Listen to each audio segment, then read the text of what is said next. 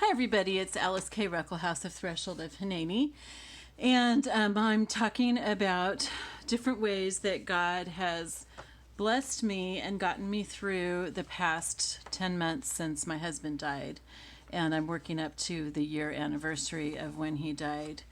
What I'm trying to do is I'm trying to frame this for myself and be proactive so that I don't go into a really deep depression when I start hitting some of our anniversaries in June. So what I want to talk today is about taking up my cross. This is one of the ways that God prepared me for what was going to happen with Bill. And I know that sounds kind of funny, but it's like, I had no idea what was going to happen, obviously, but God did.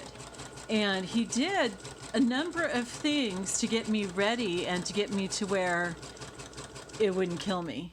Bill and I had an incredibly close relationship, and there are times when I don't know how I've survived this, but I think that it's, because of many of the things that God did to get me through it, and this is one of them. So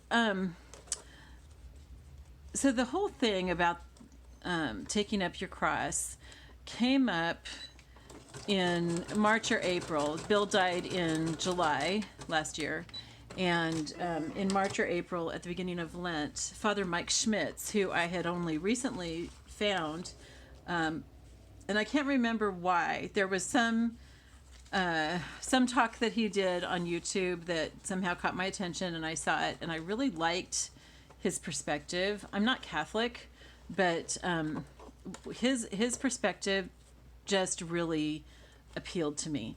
And so anyway, so there was this one, and oh gosh, my needle's going crazy. Something happened with the thread. There was this one video that he did about taking up your cross at the beginning of Lent. And by the way, you guys, I'm working on making some Franken paper. It's just so I have something to do while I'm talking, and so you're not just staring at my hands doing nothing. You don't really have to watch if you don't want to. I'm not explaining how I'm doing it or anything. But anyway, so Father Mike Schmitz, he's the chaplain for University of Minnesota at Duluth, the Catholic chaplain. I'm assuming there's probably also a Protestant one. And he's really, he is a great speaker. He has just really amazing wisdom, I think, and just a really good way of talking things through. And he was talking about taking up your cross. And I'm not going to explain everything that he said. I think it's really, really worthwhile to go and watch the video that I'm going to post below. It's really good, and I think that you'll get a lot out of it. But Bill and I had watched it. I had watched it several times. It often takes me several times before I really get everything that I need to out of a video. I'm still watching that video and still getting more out of it. And so sometimes, I need to watch things several times. And Bill had watched it at least once and maybe more. And we had both agreed, that it was just really good. We were going through some trying times financially.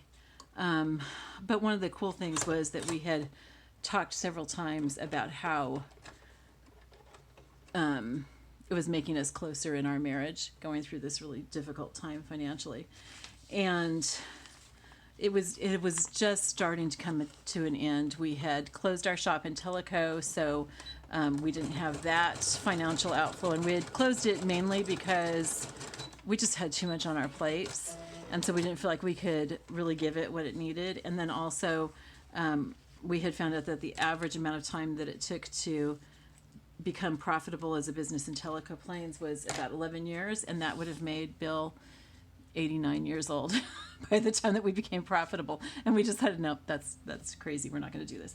So we had closed that. So that had helped our finances some. And then we had also found a renter for his house up in Maryland. And that's where he was going on his trip, was up to Maryland.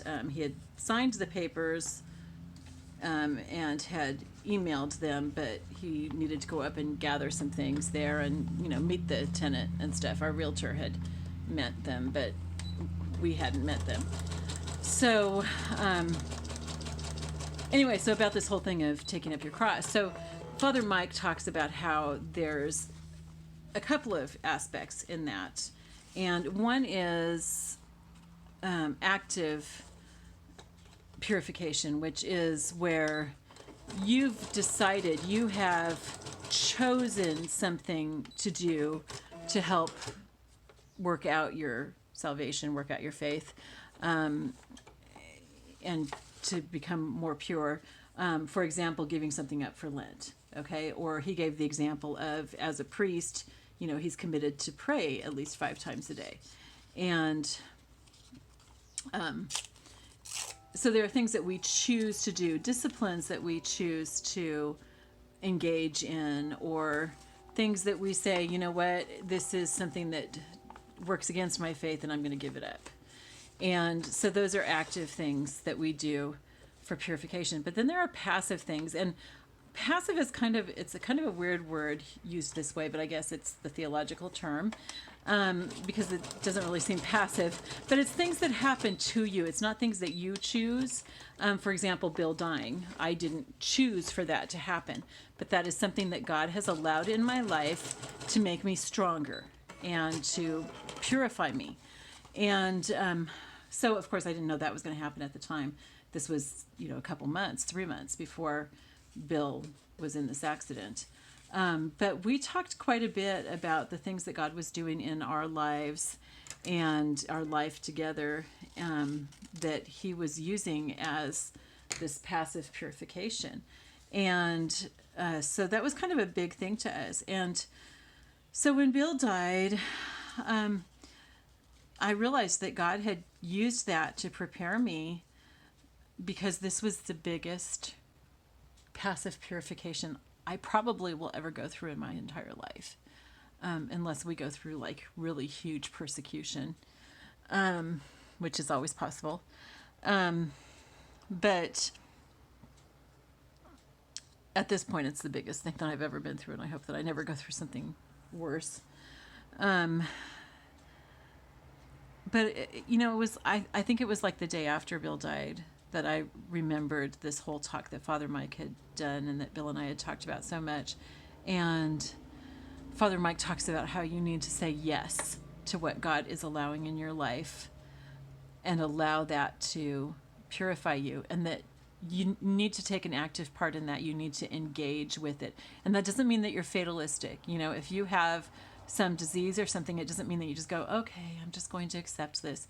That's not it at all. You pray for healing, and everything, but you let God work through it. You let him build your faith through it. You let him teach you about suffering and, just all these things, whatever the particular circumstance warrants. And so that was a really big thing for me, because this is not uncommon. This is something that happens with a lot of people who lose their spouses. You don't have any desire to live after that. You want to die. It's not that you're suicidal. I was not in any danger of killing myself, but I just wanted God to take me. I felt that I should have been with Bill. I was supposed to be on that trip with him, but at the last minute, our pet sitter had to go to the emergency room, which I know God, that was part of God working things out, but I didn't see it that way at the time. So I had to stay home with the animals, and I had begged Bill to wait and, wait for some time when we could go together and stuff, but he wanted to do it then. And when we went to see the truck, his side, was hardly even dented. My side was completely smashed. So I would have probably been killed instantly. I probably wouldn't have suffered so much pain. And I just felt like I should have been with him. And it wasn't like survivor's guilt. It was more like, I just want to be with my husband. I don't want to live without him. And so, remembering what Father Mike had talked about, I knew that God was calling me to say yes to living, and yes to living without my husband. And that meant not just surviving and breathing, but actually engaging with life and thriving. And sometimes that's a daily battle, you guys. I have to say yes to God about living every freaking day. And